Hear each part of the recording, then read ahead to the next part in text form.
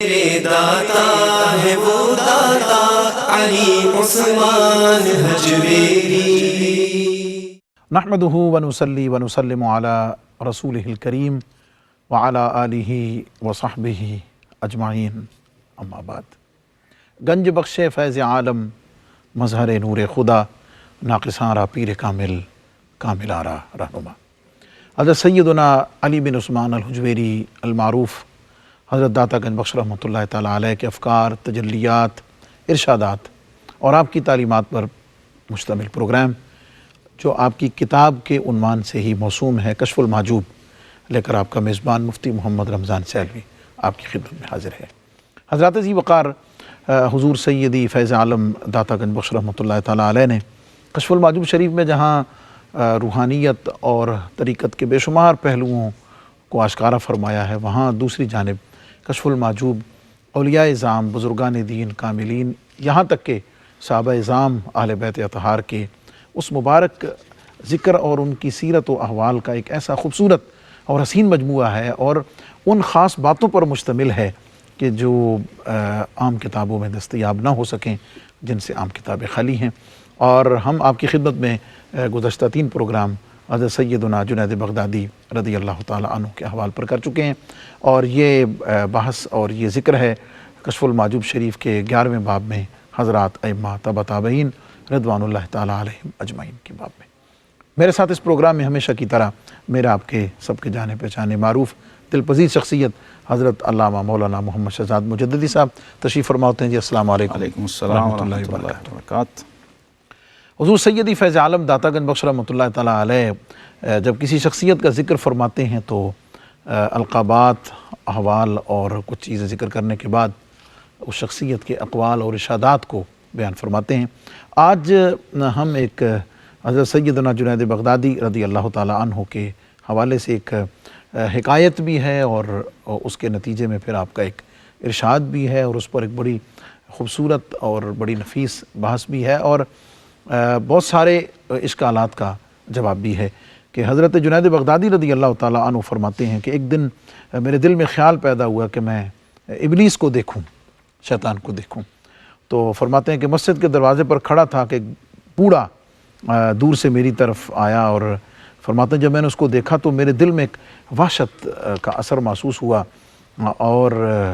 فرمانے لگے کہ جب وہ میرے پاس آ گیا تو میں نے پوچھا بھئی تو کون ہے کہ میری نظر وحشت کا اثر دیکھ رہی ہے اور تاب نہیں رکھ رہی ہے، اور تیری نحوست کی ہیبت جو ہے میرا دل برداشت نہیں کر پا رہا ہے۔ اللہ اکبر۔ تو اس نے جواباً کہا جی میں وہی ہوں جس کو دیکھنے کی آپ نے آرزو کی ہے اور تمنا کی ہے۔ حضرت جنید بغدادی رضی اللہ تعالیٰ عنہ فرماتے ہیں کہ ملعون، تجھے آدم علیہ السلام کے سجدے سے کس چیز نے روکا تھا؟ اور یہاں میں رک کر ناظرین کی توجہ چاہوں گا کہ یہ عصر حاضر میں ایک بہت بڑا آپ کہہ لیجیے اشکال ہے کہ حضرت جنید بغدادی کی جو ملاقات اور یہ مکالمہ ہے، اس میں وہ حل ہو جاتا ہے جی، اولیاء اعظام کی تعظیم اور ان کے جو آثار ہیں ان کی تکریم کے حوالے سے۔ آپ نے پوچھا کہ تو نے آدم علیہ السلام کے سجدے سے تجھے کس چیز نے روکا؟ تو شیطان کا جواب کیا تھا، ابلیس کا، حضرت جنید بغدادی کو کہ آپ کا کیا خیال ہے میں غیر خدا کو سجدہ کر لیتا؟ ہائے ہائے، کیا بات ہے۔ حضرت جنید فرماتے ہیں کہ میں متحیر بھی ہوا، اور یہ کلام، اس کا یہ جواب میرے قلب پر اثر پذیر بھی ہوا،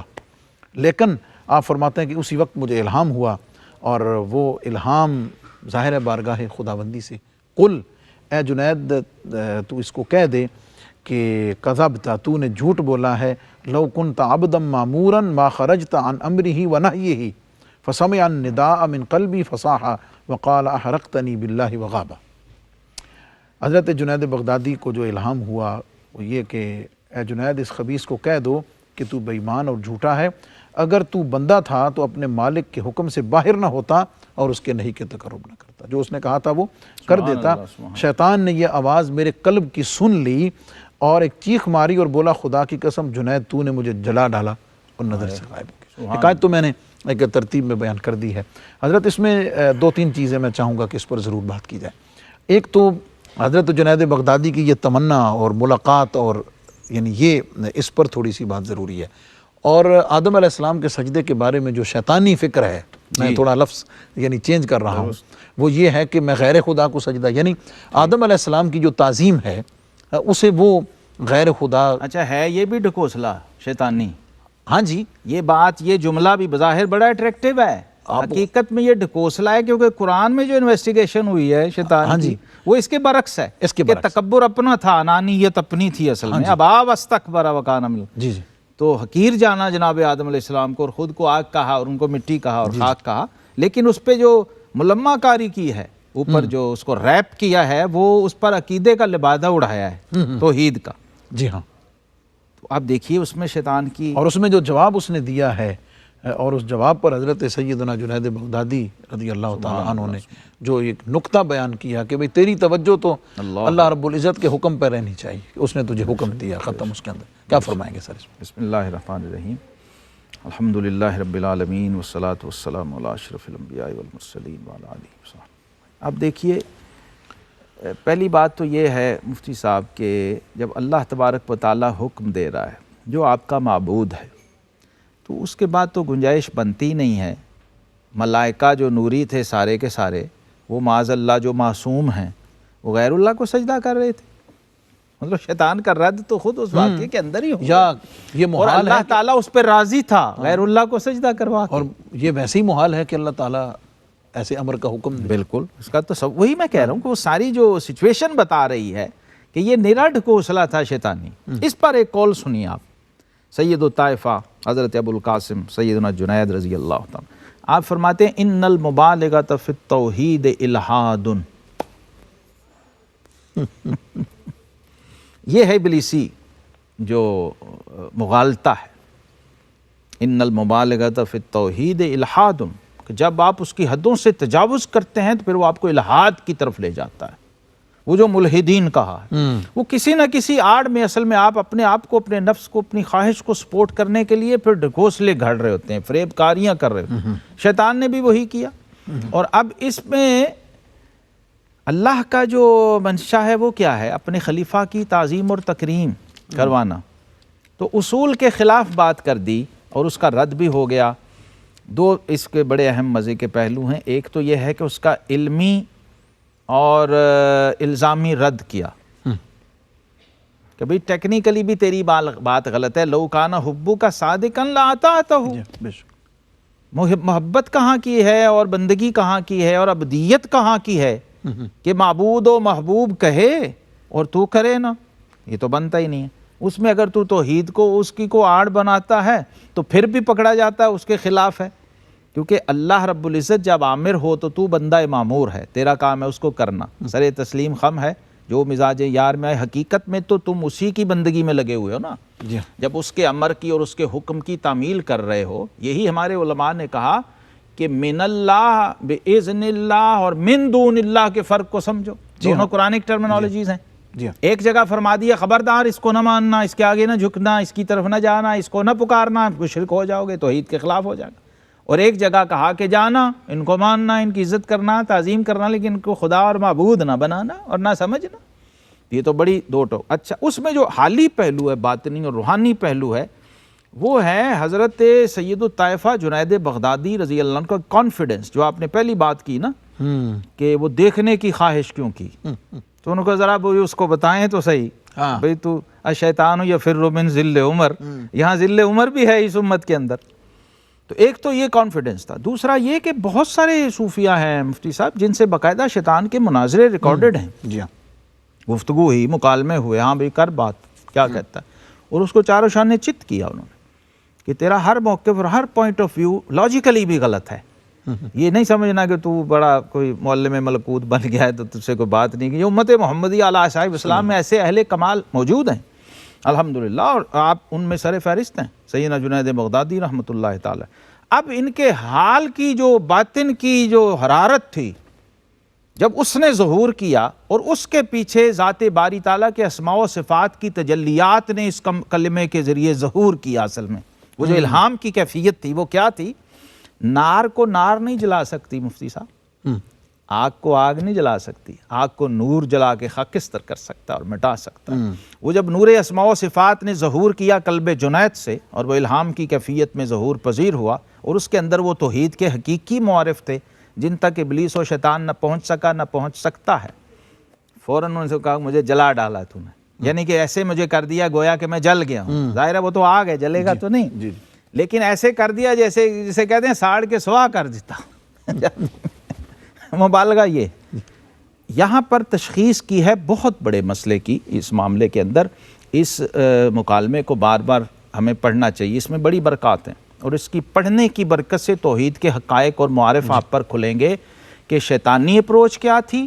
رحمانی اپروچ کیا تھی، اور انسانی جو اہل ایمان کی ایمانی اپروچ ہے وہ کیا ہونی چاہیے، جو بیلنسڈ اپروچ ہے۔ تو آپ پر بڑے بڑے حقائق، لہٰذا صوفیہ نے سمجھیے کہ روحانی اعتبار سے بھی، معنوی اعتبار سے بھی، اور نظری اور علمی اعتبار سے بھی گرفت کی ہے اس رویے پر اور اس اپروچ پر، کہ کوئی انسان بھی جیسے شیطان کے دوسرے حربوں سے روکا گیا ہے تو یہ بھی بہت بڑا خطرناک حربہ ہے، اس کے ذریعے بھی وہ ایمان چھین لیتا ہے اور چھین سکتا ہے، لہٰذا اس سے بچایا۔ حضور فیض عالم داتا گنج بخش رحمۃ اللہ علیہ نے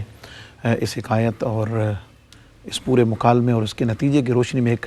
تبصرہ کیا ہے، اور وہ بڑا دلچسپ ہے مقامات اولیاء اور مقامات صوفیہ کی وضاحت کے لیے۔ اس پر ہم تھوڑی سی بات کر کے انشاءاللہ آگے بڑھیں گے، لیکن ایک مختصر سے وقفے کے بعد۔ ویلکم بیک معزز ناظرین، پروگرام کشف المحجوب اور ذکر ہے حضرت سیدنا جنید بغدادی رضی اللہ تعالیٰ عنہ کا۔ وقفے پر جانے سے پہلے آپ نے ایک حکایت سنی اور حضرت سیدنا جنید بغدادی رضی اللہ تعالیٰ عنہ کا مکالمہ ابلیس کے ساتھ اور اس کا نتیجہ سنی۔ حضور فیض عالم داتا گنج بخش رحمۃ اللہ علیہ نے اس پوری حکایت اور واقعہ اور اس کا جو نتیجہ نکالا ہے وہ بڑا دلچسپ ہے۔ آپ فرماتے ہیں کہ یہ جو پورا واقعہ ہے یہ حضرت سیدنا جنید بغدادی رضی اللہ تعالیٰ عنہ کی عصمت کے تحفظ پر خاص دلیل ہے، اس لیے کہ اللہ تعالیٰ اپنے ولی کی خود نگرانی فرماتا ہے اور ہر حالت میں اسے شیطانی مکرہ سے محفوظ رکھتا ہے، محفوظ رکھتا ہے، یعنی اس میں معصوم اور جو ہے معصومیت جو ہے اصل میں یہاں بمعنی محفوظیت ہے، حفظ کے معنی میں، جی ہاں، کیونکہ عقیدہ یہی ہے کہ انبیاء معصوم ہیں اور اولیاء محفوظ ہیں۔ حضرت جنید بغدادی رحمۃ اللہ تعالیٰ تشریف فرما تھے، ایک شخص آیا تو اس نے کہا جی کیا کتب سے، عارف باللہ سے، ولی سے گناہ ہو سکتا ہے؟ تو آپ تھوڑی دیر مراقبے میں چلے گئے اور پھر فرمایا وَكَانَ أَمْرُ اللَّهِ قَدَرًا مَقْدُورًا، قرآن کی آیت پڑھی، فرمایا ہو سکتا ہے۔ لیکن اب یہاں اس بات کو ذرا اس کے ساتھ آپ جوڑ کے دیکھیں تو سمجھ آ جائے کہ اللہ حفاظت کیسے کرتا ہوں۔ ایک تو فوراً متنبع کر دیا تھا، الرٹ، فوراً رجوع، فوراً توبہ، فوراً اس کا ازالہ، اور پھر اس پر ٹکنا نہیں اور ڈٹنا نہیں، فوراً اس سے نکل جانا۔ اللہ تبارک و تعالیٰ وہ اسباب اور ذرائع پیدا کرتا ہے، کیونکہ اس کے اندر ایک بہت بڑا جو پہلو ہے وہ یہ ہے، حضرت سیدنا عمر فاروق رضی اللہ تعالیٰ عنہ آپ فرمایا کرتے تھے کہ اکثر جو شخص گناہ کی معرفت نہیں رکھتا وہ گناہ میں مبتلا ہو جاتا۔ دیکھیے مفتی صاحب، نیکیوں کے ساتھ ساتھ اس کے پیرالل متوازی جو شر چل رہا ہے، گناہ چل رہا، الاشیاء یتمیز بازدادہا، چیزیں اپنی ضدوں سے پہچان، اسی طرح اعمال میں چونکہ دونوں ہیں، وہ نیک اعمال ہیں یا بد اعمال ہیں، تو ان کی معرفت بھی تو ضروری ہے، لہٰذا اس کی حالی معرفت جو ہے وہ صوفیہ پر اس طرح گزرتی ہے کہ جو ہی کوئی پرتو، کوئی شیڈو ان کے قریب آتا ہے اس پر ان پر کھلتا ہے کہ اس کے بعد اثرات کیا ہیں، اس کے سائیڈ ایفیکٹس کیا ہیں، اور وقتی طور پہ بشری تقاضے کے مطابق اگر اس سے کوئی ایسی چیز سرزد ہوئی ہے اللہ کی تقدیر میں مقدر ہے، وَكَانَ أَمْرُ اللَّهِ قَدَرًا مَقْدُورًا کے تحت، تو فوراً اللہ تعالیٰ ان کی حفاظت فرماتا ہے، جس کا مظاہرہ یہاں پر ہوا ہے۔ اور یہ جو ائمہ تصوف ہیں ان کا تو پھر کام دوسروں کو گائیڈ کرنا بھی، چونکہ یہ مرجع ہیں لوگوں کے، لوگ ان سے رجوع کرتے ہیں کہ یہ کیا ہو جی، اس کا کیا مطلب، اس کا کیا مطلب، تو وہ پھر ان کو رہنمائی فراہم کر رہے ہوتے ہیں۔ اچھا، شیطان کے چونکہ پیچھے ساری کار فرمائی شیطان کی ہے، وہ تو معصومین کو نہیں چھوڑتا، جی ہاں، جی جن کی معصومیت قطعی ہے، انبیاء کرام پر بھی اس نے حملے اور اٹیک کیے ہیں، تو اولیاء اللہ پہ کون، حضور غوث پاک رضی اللہ عنہ کا مکالمہ دیکھیں کتنا مشہور ہے، پھر وہ نکلتے کیسے ہیں اس سے اور بچتے کیسے ہیں اس کے اثرات سے۔ یہ رہنمائی ہے ہم لوگوں کے لیے کہ بھئی حملہ ہوگا، اٹیک ہوگا، آگے تمہاری تیاری کیسی ہونی چاہیے کہ تم نے اس سے بچنا کیسے۔ اب ایک مکالمہ اور ہے، آپ فرماتے ہیں رأیت ابلیس فی النوم فقلت یا لس، ہے چورو ڈاکو، عیش مقام کھا ہونا، وہ یہاں کیا کر رہا ہے؟ اس نے کہا جناب میں بھی کوشش کر رہا ہوں کہ میرا دال لگ جائے، لیکن لو ان الناس کلہم مثلک ما نفعتنی لصوصیت شیئا، انہوں نے فرمایا اگر لوگ سارے آپ جیسے ہو گئے تو پھر میرا چوری ڈاکہ تو پھر گھر ہی رہ جائے گا، میں نہیں کچھ حاصل، میں نہیں مجھے کچھ نہیں ملے گا، کچھ حاصل نہیں کر۔ تو یہ وہ ہستیاں ہیں جو اصل میں گائیڈ بھی کر رہی ہیں اور ابلیس کو بھی بتا رہی ہیں، وہ جو قرآن میں کہا نا الا عبادک منہم المخلصین، سبحان ان پر نہیں چل سکتا میرا داؤ، باقیوں پر میں ٹرائی کرتا رہوں۔ تو ابلیسی جو پروسیس ہے وہ یہ۔ اچھا، اب ایک بڑی خوبصورت بات جو حضرت سیدنا جنید بغدادی رحمۃ اللہ کے جو اقوال ہیں اس کے اندر تو ایک خزانے، ہر قول میں ایک خزانہ بھرا ہوا ہے۔ ایک میں تبرکاً پیش کر رہا ہوں۔ آپ فرماتے ہیں من نظر الی ولی من اولیاء اللہ تعالی فقابلہ واکرمہ اکرمہ اللہ علی رؤوس الاشہاد، جس نے اللہ کے کسی ولی کو دیکھا اور پھر اس کی ولایت کو قبول کیا، اس کی تکریم کی، اس کو عزت اور احترام دیا، اللہ تبارک و تعالیٰ دنیا میں اس شخص کو عزت عطا فرمائے گا اور آخرت کے اندر بھی لوگ دیکھیں گے کہ رب نے کیسے اپنے دوست کے عزت کرنے والے کو عزت عطا فرمائی۔ دوسرا آپ کا ایک بڑا بہت ہی اعلیٰ درجے کا فرمان ہے، فرماتے ہیں کہ التصدیق لطریقنا ولایت، ہمارے مشرب اور طریق کی تصدیق بھی ولایت ہے۔ اس پورے نظام کا منکر نہ ہو۔ مفتی صاحب کیسے ہو سکتا ہے کہ کوئی بندہ کمپیوٹر کو مانتا ہی نہ ہو، سافٹ ویئر انجینئر بن جائے، قائل ہی نہ ہو کہ کمپیوٹر بھی کوئی چیز ہے؟ ممکن ہی نہیں ہو سکتا۔ اسی طرح اگر آپ کو اللہ کی دوستی اور ولایت چاہیے تو آپ کو اس دبستان، اس اسکول آف تھاٹ، جو اس اس کے نظام دوست کو ہیں، پہلے ایڈمٹ کرنا ہوگا، جو اس کے ان دوست کی ہیں، برتری کو ماننا ہوگا، ان کے تفوق کو تسلیم کرنا ہوگا، ان کی اسپیشلائزیشن کو ماننا پڑے گا، پھر آپ اس راہ پہ چلیں گے اور اس کے اندر کمال پیدا۔ یہ کیسے ہو سکتا ہے کہ پورے نظام کی نفی کر کے آپ کہیں کہ جی میں بھی اولیاء اللہ میں سے ہوں، اور پھر کرامات کے دعوے بھی کرتے ہوں اور پھر اس طرح کی باتیں بھی اپنے بارے میں پیش کرتے ہوں، کتابوں میں بھی لکھتے ہوں آپ کہ فلاں سے یہ کرامت ہوئی، فلاں سے یہ کرامت۔ جب آپ کرامت کے قائل ہی نہیں ہیں تو پھر کرامت کا صدور اور ظہور کیسا؟ تو اس کے لیے آپ کو سب سے پہلا سٹیپ یہی ہے کہ آپ ولایت اور کمالات ولایت اس کی تصدیق کرنے والے ہوں، اس کا انکار نہ کریں۔ حضرت جنید بغدادی رحمۃ اللہ تعالی اس کی زندہ مثال ہیں، جیتی جاگتی۔ آپ نے بچپن سے لے کر جن مشائخ، جن شیوخ سے آپ نے استفادہ کیا ہے، آپ ان کے ارشادات و اقوال اگر کبھی دیکھیں اور پڑھیں تو اندازہ ہوتا ہے کہ اولیاء کرام اور بزرگان دین کی صحبت میں بچپن سے بیٹھے ہیں، اور بڑی طویل فہرست ہے، اس میں سے کچھ کا برکت کے لیے ہم ذکر بھی کریں گے، نام لیں گے۔ اور آپ کا یہ جو ہمہ جہت علوم تھے آپ کے، اس میں آپ دیکھیں تو آپ کے پاس نحوی لوگ آ رہے ہیں، مفسر لوگ آ رہے ہیں، محدث آ رہے ہیں، ہر فن کے متکلمین آ رہے ہیں، ہر فن کے آ رہے ہیں اور پوچھ رہے ہیں کہ جناب یہ کیا ہے، یہ کیا ہے، اس کا کیا مطلب ہے، اس بات کا۔ میں نے پڑھا کہ ابو الکیسان النحوی جیسا امام نحو وہ آپ کے پاس آپ کی خدمت میں آ رہا ہے اور سوال کر رہا ہے کہ جناب یہ بتا دیجئے کہ یہ جو قرآن پاک کے اندر آیت کریمہ ہے سورہ الاعلیٰ میں سَنُقْرِئُكَ فَلَا تَنْسَى، اس کا کیا مطلب ہے؟ ابو الکیسان النحوی، جنہوں نے یہ نام پڑھا ان کو پتہ، ابن کیسان النحوی۔ تو فقال له جنید لا تنس العمل به، فرمایا اللہ تعالیٰ نے فرمایا ہے کہ اے محبوب یہ جو کچھ آپ پہ اتارا ہے اس طرح راسخ کریں گے کہ اس پر جو عمل ہے وہ آپ کبھی بھولیں گے نہیں۔ اچھا، عام معنی یہ ہے کہ ہم آپ کو ایسا پڑھائیں گے کہ آپ بھولیں گے نہیں، لیکن آپ فرما رہے ہیں لا تنس العمل به، جو اس کی اصل ہے، عمل ہے اس پر، وہ آپ اس کی توجہ، آپ کی توجہ اس سے کبھی نہیں۔ پھر کہتے ہیں وَسَأَلَهُ أَيْضًا وَدَرَسُوا مَا فِيهِ، سورہ اعراف آیت 169، وَدَرَسُوا مَا فِيهِ، اس کا کیا مطلب ہے؟ تو آپ نے فرمایا فقال الجنید تَرَكُ الْعَمَلُ بِهِ، اس پر کبھی بھی عمل کو تمہیں ترک نہیں کرنے دیں گے۔ تو ابن کیسان نے فرمایا، انہوں نے کہا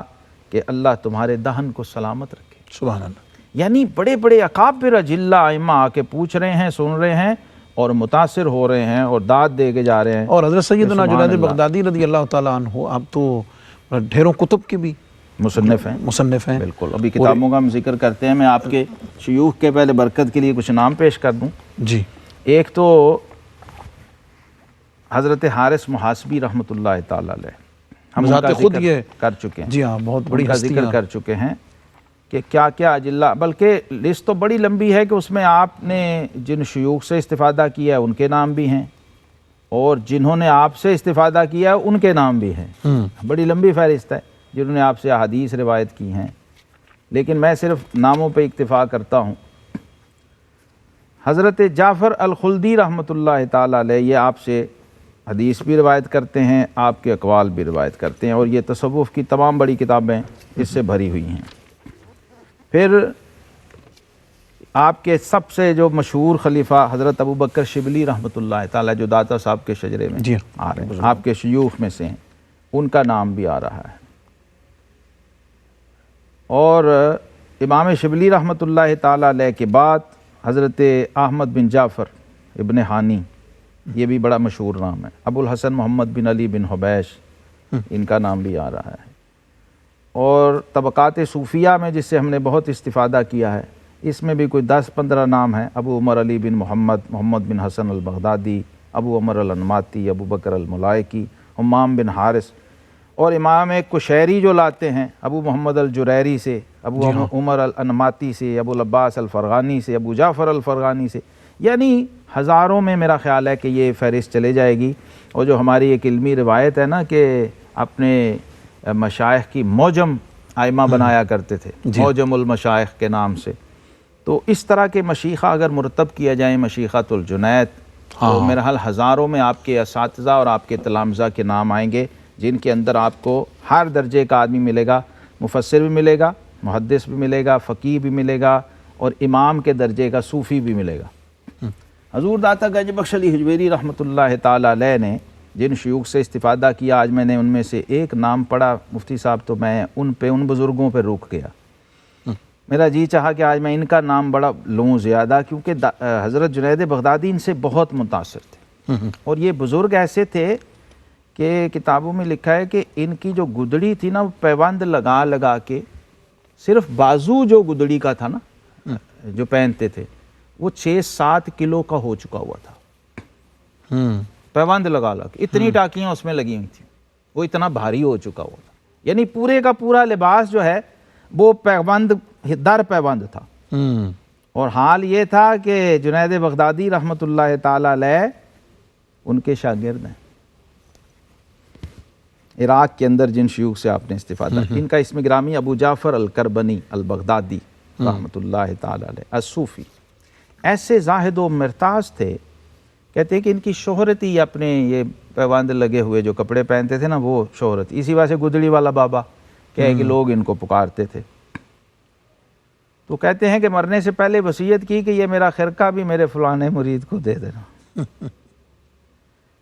اور یہ شاگرد ہیں حضرت ابو عبداللہ البراسی کے، اور حدیث کی روایت لاتے ہیں. یہ حضرت جنید بغدادی رحمۃ اللہ علیہ ان سے بہت متاثر تھے. آپ فرماتے ہیں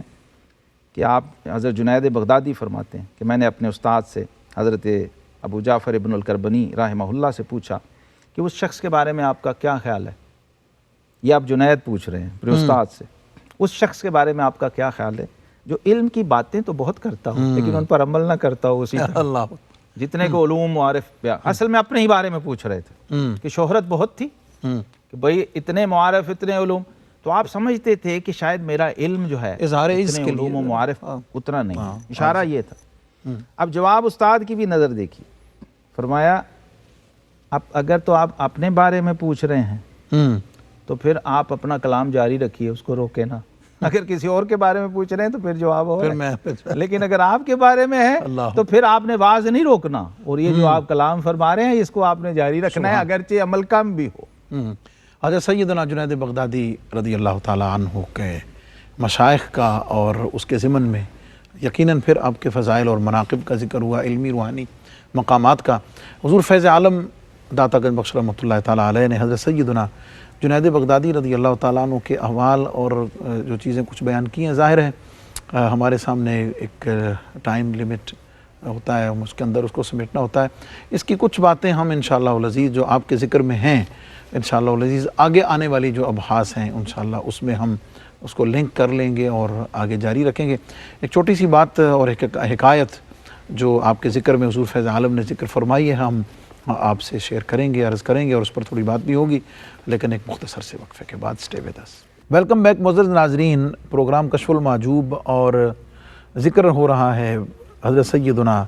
جنید بغدادی رضی اللہ تعالیٰ عنہ کا.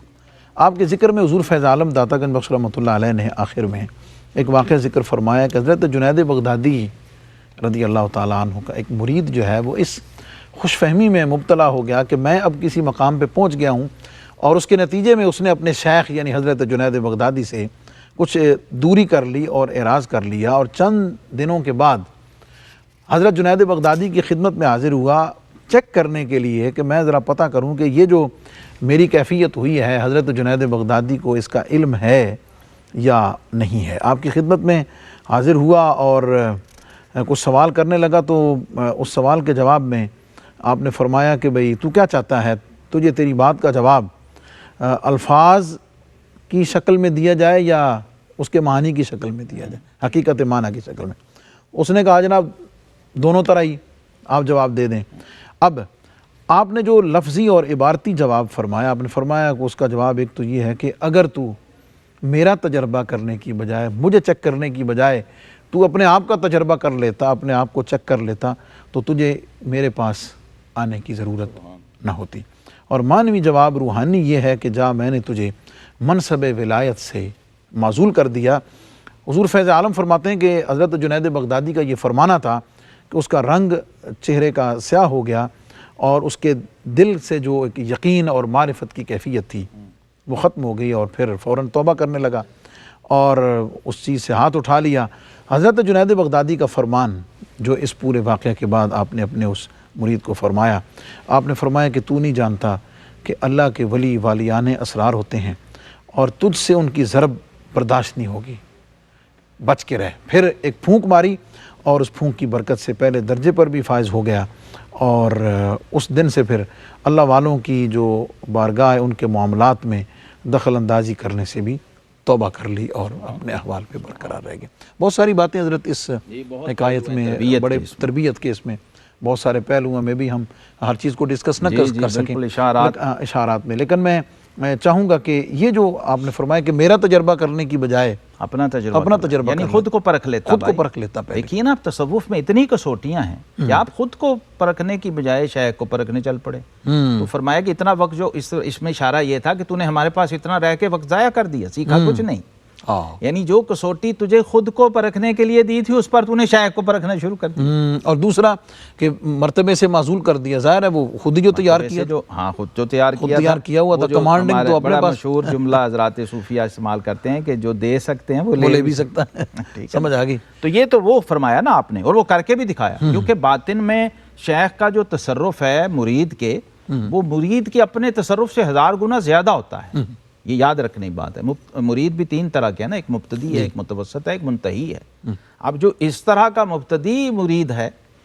اس کے پاس تو بالکل اسی طرح ہوتا ہے جیسے کہ وہ اپنے بول و براز کے لیے بھی کسی دوسرے کا محتاج ہے، شیرخوار بچے کی طرح. تو شیخ کو پتہ ہے، لہٰذا جب اس نے اس سسٹم کو، اس ڈسپلن کو ایوائڈ کیا اور وائلیٹ کیا تو وہ فوری اس کا دوسرا رول اپلائی ہوا. یہ جو معزول کرنا کہتے ہیں اس کا مطلب یہ ہے کہ اس نے اپنے آپ کو خود ہی معزول کر لیا. اور یہ جو تبصرہ حضور فیض عالم داتا گنج بخش رحمۃ اللہ علیہ نے فرمایا کہ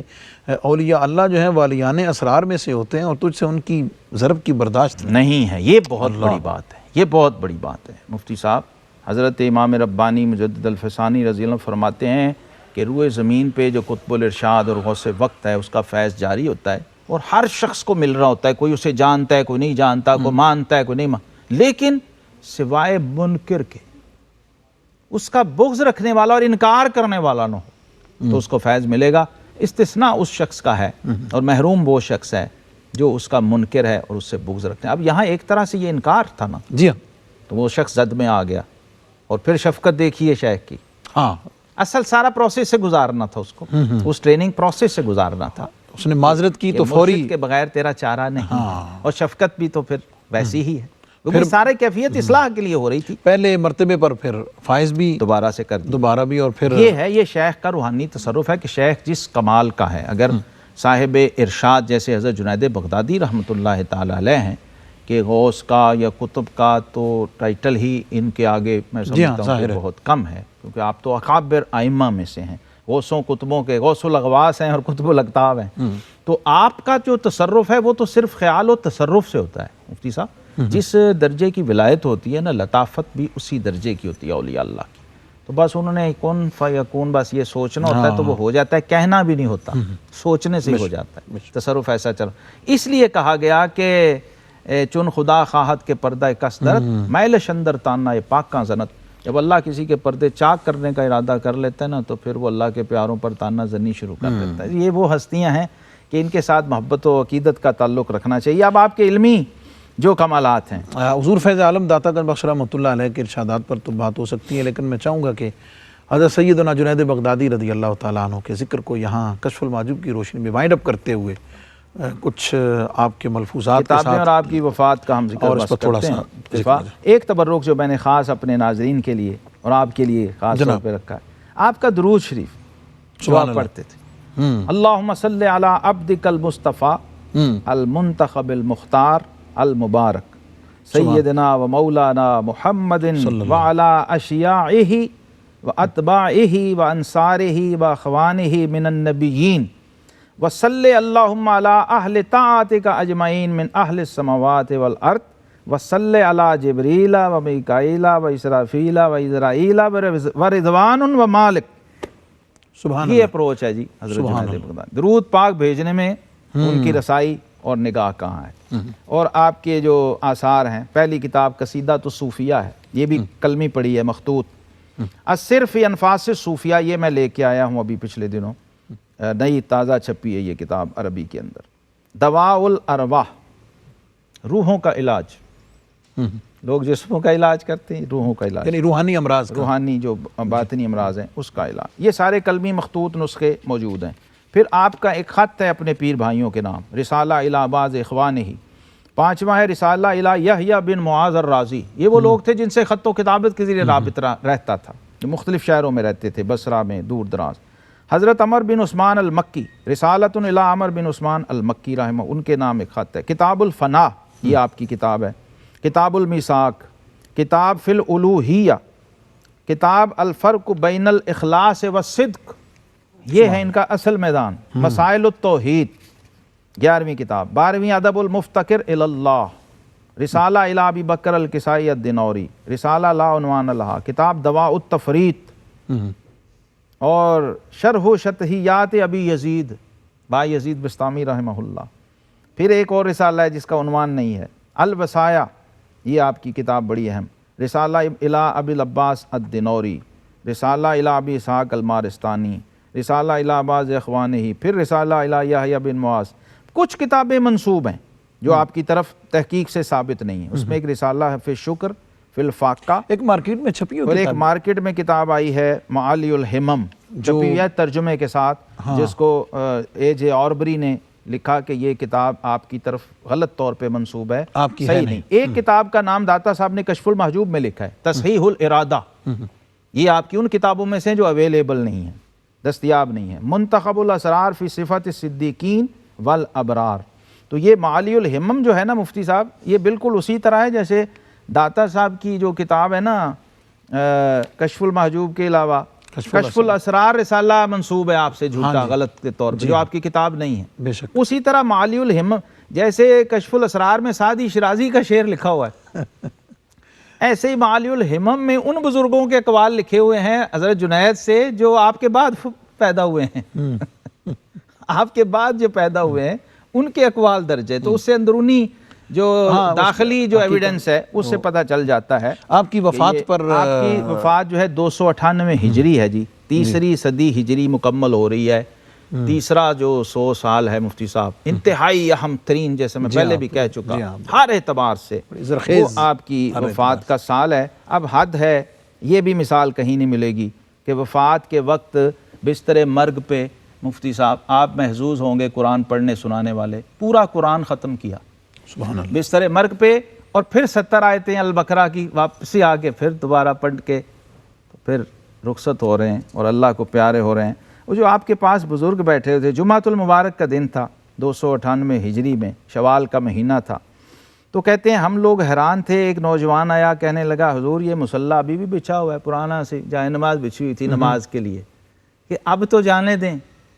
فرمایا جب اس مصلی نے اس اچھے وقت میں ہمارا ساتھ نہیں چھوڑا تو اب ہم اس کا ساتھ کیسے چھوڑ دیں؟ اللہ، یہ تسبیح دیکھی تو کسی نے کہا حضور ابھی بھی تسبیح پڑھتے ہیں؟ فرمایا شروع میں اس نے ہمارا ساتھ دیا، اب آخر ہم اس کا ساتھ دیں گے۔ یہ وضع کے خلاف، وضعداری کے خلاف ہے، کہ مروت کے خلاف ہے کہ اب ہمیں اس کی ضرورت نہیں رہی تو ہم اس کو چھوڑ دیں، ابھی بھی برکت کے لیے ہاتھ میں رکھ۔ یہ جو کیفیت، 60,000 بندے نے مفتی صاحب آپ کا جنازہ پڑھا، اللہ اکبر، اور 1 مہینے تک جنازہ ہوتا ہی رہا ہے، مخلوق ختم نہیں ہوئی۔ قبر میں دفن کے بعد بھی جو لوگ رہ گئے پیچھے، وہ آ کے آپ کی قبر پہ جنازہ پڑھتے رہے۔ معزز ناظرین، اس پر تھوڑی فقہی بات کی جا سکتی ہے۔ حضرت سیدنا جنید بغدادی رضی اللہ تعالیٰ عنہ کا ذکر پاک آپ نے مختلف اسالیب میں اور مختلف انداز سے سنا، اور آخر میں ہم نے تھوڑا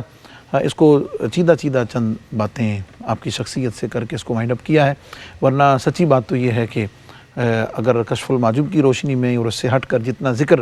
حضرت سیدنا جنید بغدادی رضی اللہ تعالیٰ عنہ کا موجود ہے، اس پر بہت طویل، اور پہلی بار میرا بھی جی نہیں چاہ رہا تھا کہ اس کو روکا جائے، ہم اس پر بات کرنے کو ڈیورنگ دا بہت بریک ہم بات کر رہے تھے کہ ہم اس پہ اوپر تھوڑا اور کر لیں، لیکن ظاہر ہے پروگرام کا ایک اسلوب ہے، اور یہ ہمارا حضرت سیدنا جنید بغدادی رضی اللہ تعالیٰ عنہ پر چوتھا اور اس پروگرام کے حوالے سے آخری پروگرام تھا۔ معزز ناظرین، اپنوں کا دائیں بائیں سب کا بہت خیال رکھیں، اس میں ہم سب کی بھلائی ہے، اور اولیاء اللہ سے عقیدت و محبت دونوں جہانوں میں کامیابی کی ضمانت ہے۔ والسلام علیکم ورحمۃ اللہ وبرکاتہ۔ میرے داتا